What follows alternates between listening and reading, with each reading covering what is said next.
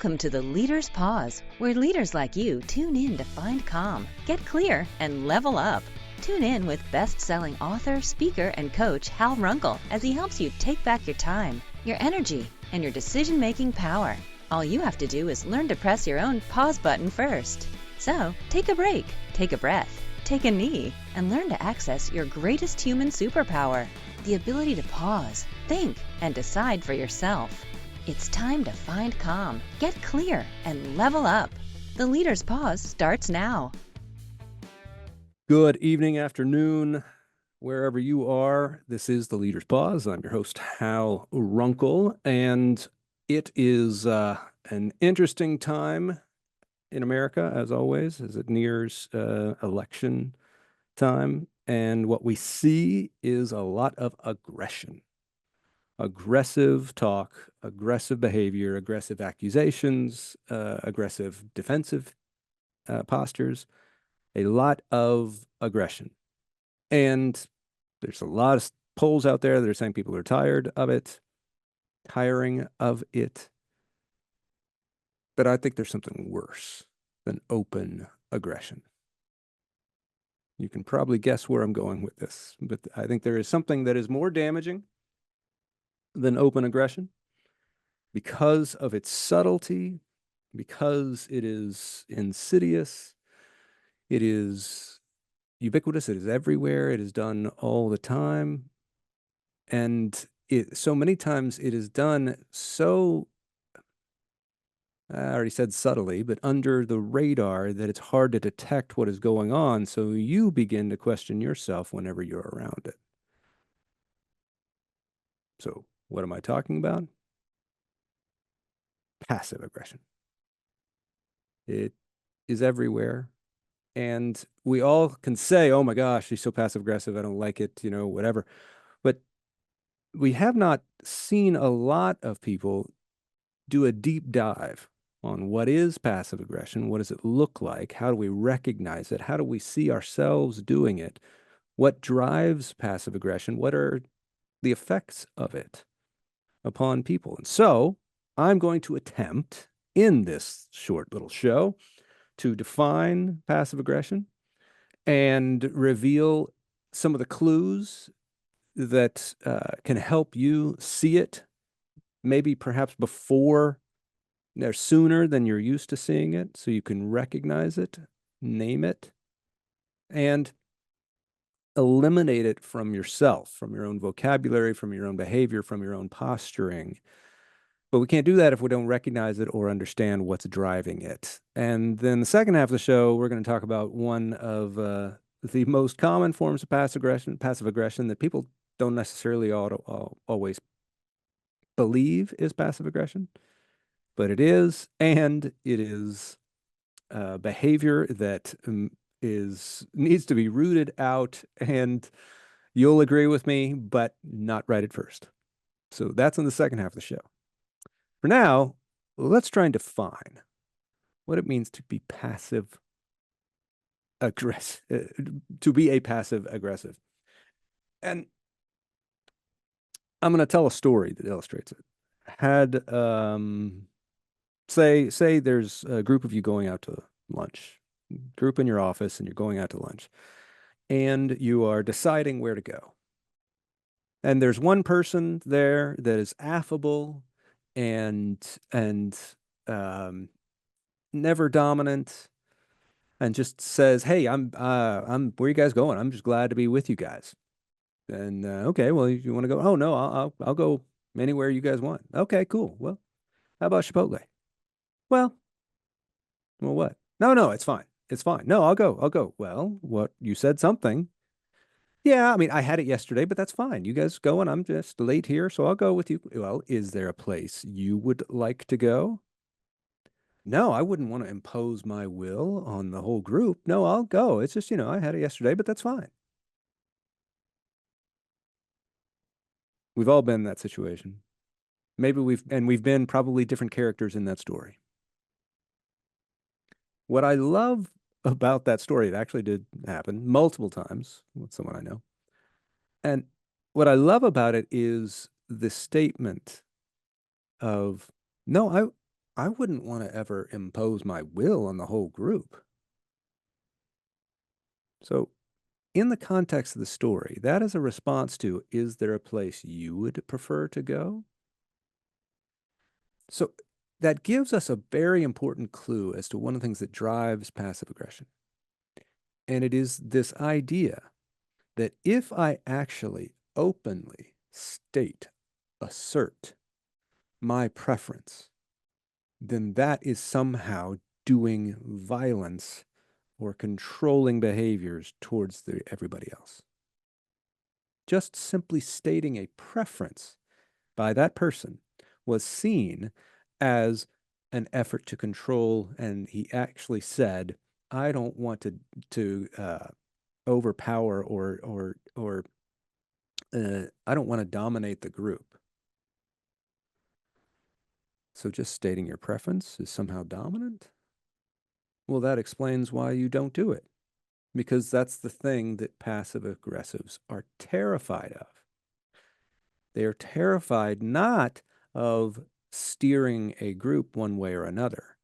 What they're terrified of, and whenever any of us is passive aggressive, we're doing this. We're terrified of being seen as someone who's dominating the group. And that fear of that appearance is what leads us to, ironically, do the exact thing we were saying we don't want to do. Examine the story. No, I'm fine. I'm fine wherever we're going to go. All right, let's go to Chipotle. Well, by negating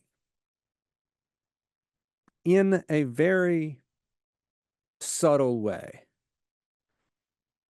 and then refusing to state a preference, this person is attempting to steer the group. I don't think this person is even aware that they're attempting to steer the group. But the one thing they absolutely know is they do not want to be seen as steering the group. But what are they doing? They are steering the group. And not in a, hey guys, you know what? I've been craving this. I would love to go to Chipotle. Who's with me? That's leadership. I'm stating a preference. I'm inviting. I am informing and inviting. That is not controlling. That is influencing, but it is not controlling. Who wants to join me? I'm inviting you to join me. I'm headed that way. I'd love for you to go. Now, that doesn't mean I'm only destined to go that way. It could be, well, you know what? I was thinking about this. What do you think about that? Huh, now we have a conversation between two opposing thoughts, but that doesn't mean we are opponents with each other. Now it's a conversation. Oh, you know what? I hadn't thought about going there. Yeah, that new restaurant. Okay, yeah, Thai food sounds great. I was set on Chipotle, but now that you mention that, that's happened to all of us. But it never happens to us if we don't ever state our open preference. But this person equated stating an open preference for dominating. Thus, we have a seed of what leads to passive aggression. It is, I want to steer things the way I want them, but I cannot be seen as wanting to steer things the way I want them. So inherently, it is disingenuous. There are other ways to do this, lots of subtle ways. One of them is just by your tone. This person didn't really say anything. They're like, no, yeah, no, no, no.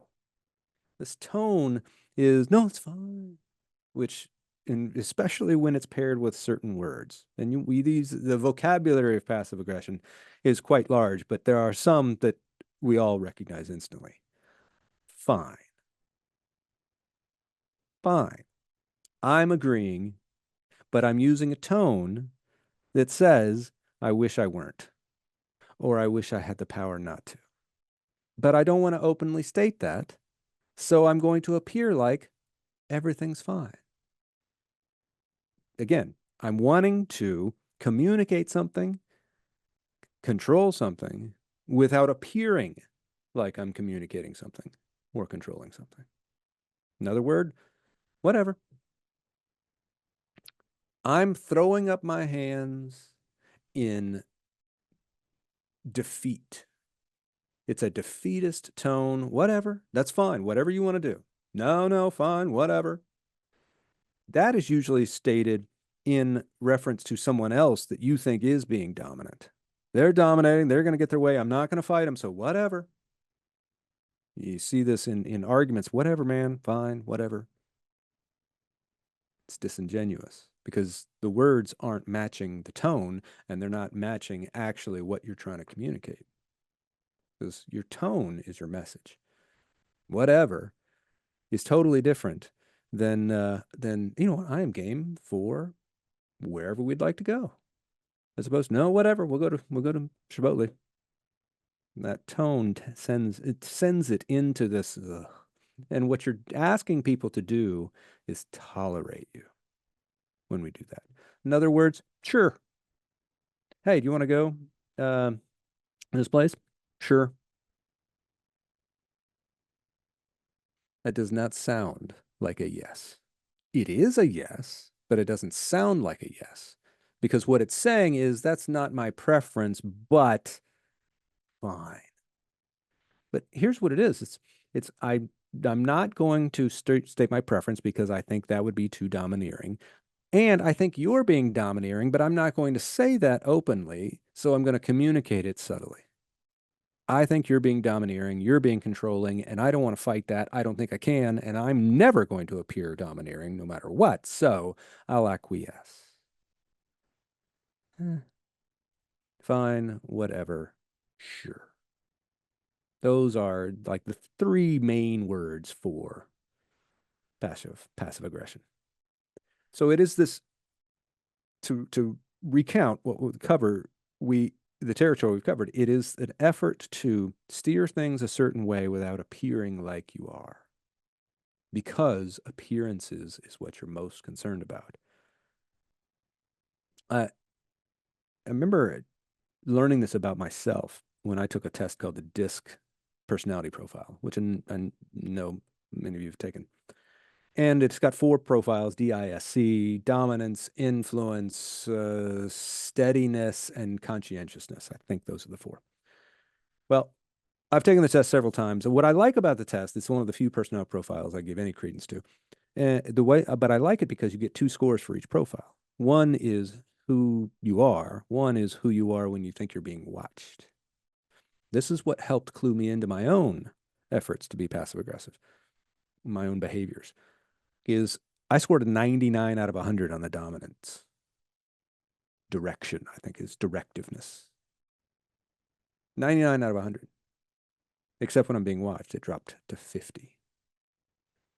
What that clued me in is I have a natural drive to be an initiative leader. Start things. That's why I've started companies. It's why I've always worked for myself. I have this drive. It's why I'm an author and speaker. So it's coach. I like doing things. I like initiating things. I like starting things. I like gathering a group together, moving in a certain direction. It just comes natural in me. But there's a lot of stuff that happened in my life that led me to adopt this. I can't be too much that way because that would be offensive. And what that would lead me to be is frustrated in that gap between that 50 and 99, wanting to steer things, but not thinking I can. And I had a great friend who pointed that out to me. This is probably 15 years ago, thankfully. Say, dude, you're the most powerful person in this room. Talking about my company. You're the most powerful person in this room. Act like it. We're wanting you to lead. Don't be so deferential. Lead us. And that was very, very helpful for me. And I didn't realize I was trying to lead without appearing like I was trying to lead. And that is ultimately an evasion of responsibility. When we come back, as I promised, we're going to talk about a behavior that most people don't necessarily associate with, called passive aggression, but it is actually incredibly destructive. We all do it, but hopefully you'll reconsider it after we talk about it.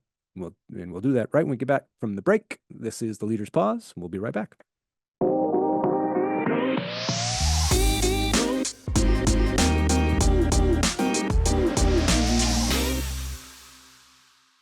The The Leader's Pause. I'm your host, Hal Runkel, and we are diving into all things about passive aggression. It is a behavior that we all disdain, we talk about it, and yet not realize most of us do it without being aware of it.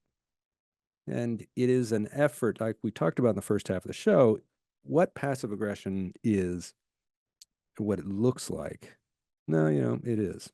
It's an effort to have a measure of influence on a situation, on a relationship, without looking like you want to have influence on that. That's what it is. It's, I want to lead us towards a particular outcome, but I don't want to look like I want to lead us towards a particular outcome. What I want to look like is I'm affable, I'm easygoing, I'm a follower, or I'm nobody that you need to worry about. And what it leads people to is not stating their preferences openly, but building resentment when their preferences don't get met. No, it's fine.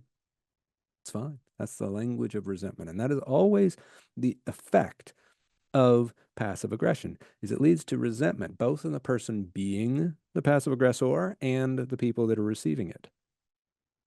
Because you begin to resent this person who you think, when you're the passive aggressor, oh man, I'm not going to get what I want, because in order to do that, I'm going to have to be an a-hole.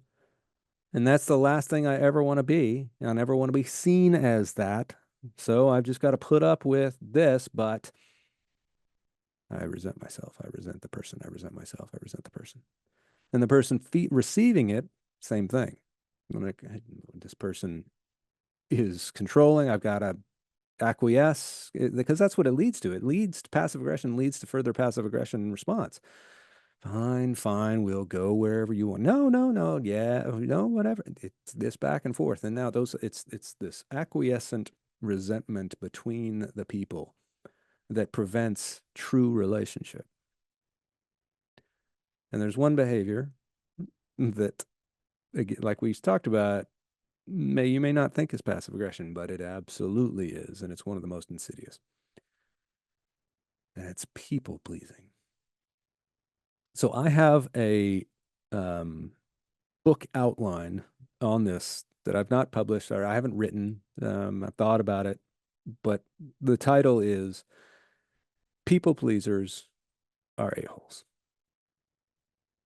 Now, I know that sounds different, if not crazy, because people pleasers are usually the nicest people in the world. They're so nice, you don't want them to be. You never think of them as being a-holes. You never think of them as being jerks.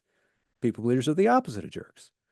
And that's what they want to be thought of, the opposite of jerks. But hear me out. So when we're people pleasing, we are wanting to be thought of a certain way by other people. We're wanting them to be pleased with us. It's not we want them to be pleased in their life. We want them to be pleased with us. So we want them to have a positive association with us. Now, the reason why I'm people pleasing is because I need them to like me, because it validates me. So, but the reason why I need them to like me is because I don't know if I'm likable enough on my own. I don't know if I'm being truly myself, if they will like me. But since I need them to like me, I can't be myself. So I need to be a projected version of myself that matches what I think will please them. Now, because I'm doing that, I'm not getting an authentic response from the other person. I'm getting a projected fake response from them, because they are not responding to me. They are responding to this projection of me, to these people-pleasing behaviors I'm doing, which aren't reflecting who I really am.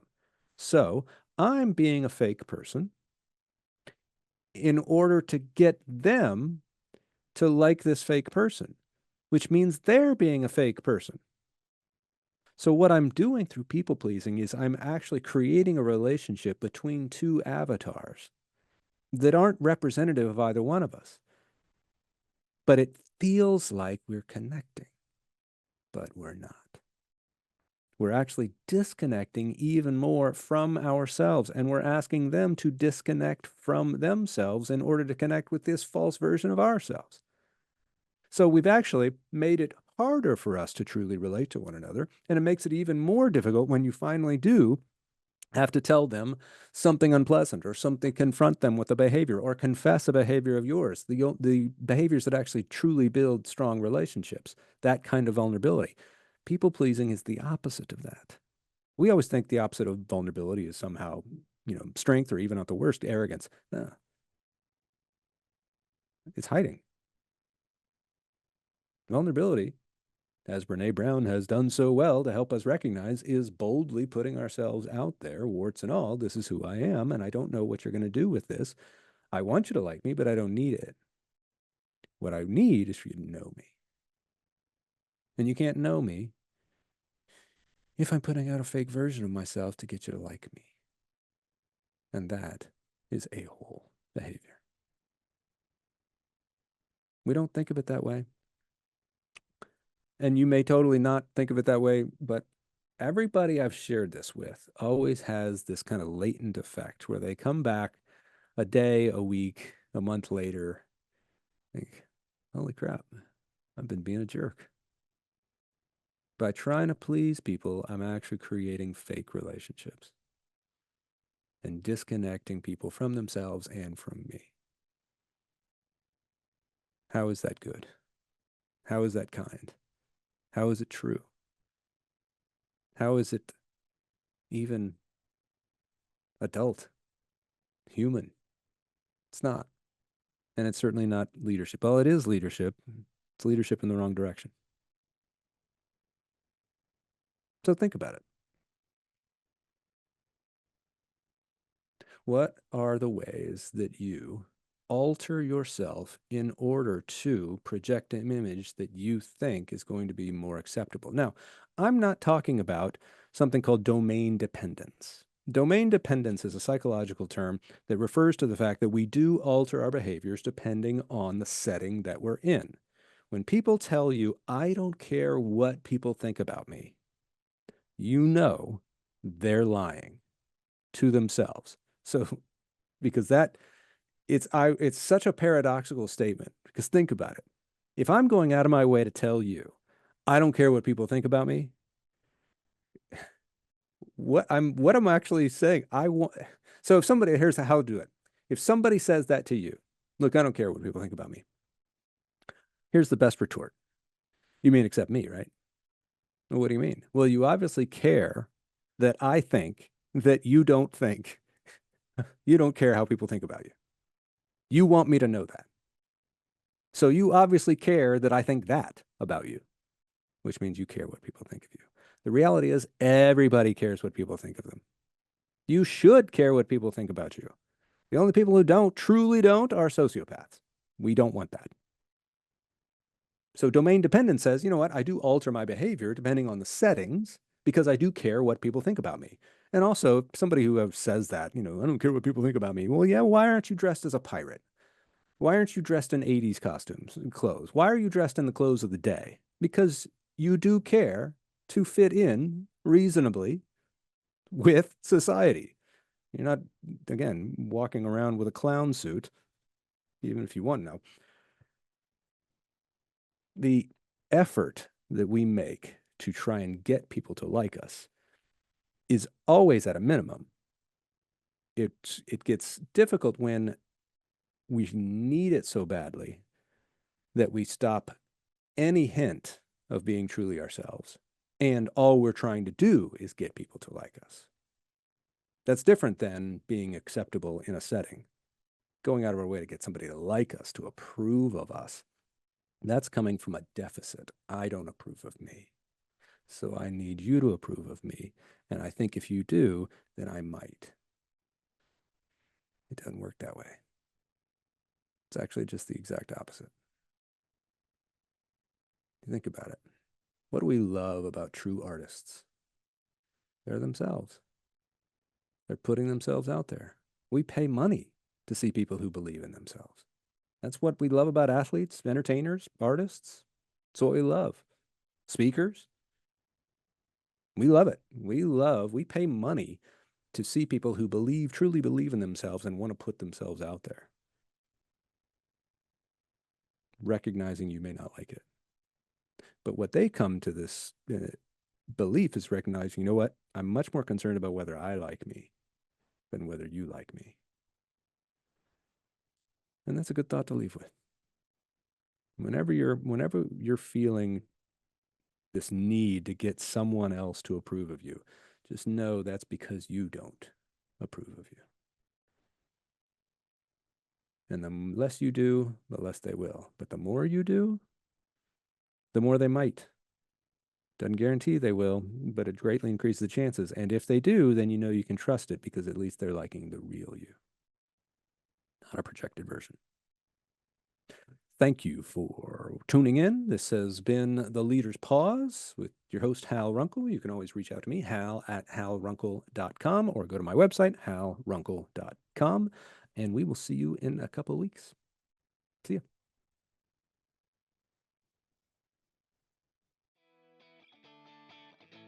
You have been listening to The Leader's Pause with Hal Runkel, the show that helps leaders like you find calm, get clear, and level up. Tune in every first and third Thursday at 3 p.m. Pacific, 6 p.m. Eastern on Transformation Talk Radio to access your greatest superpower, the ability to pause, think, and decide for yourself. Book a conversation with Hal today. Visit halrunkel.com.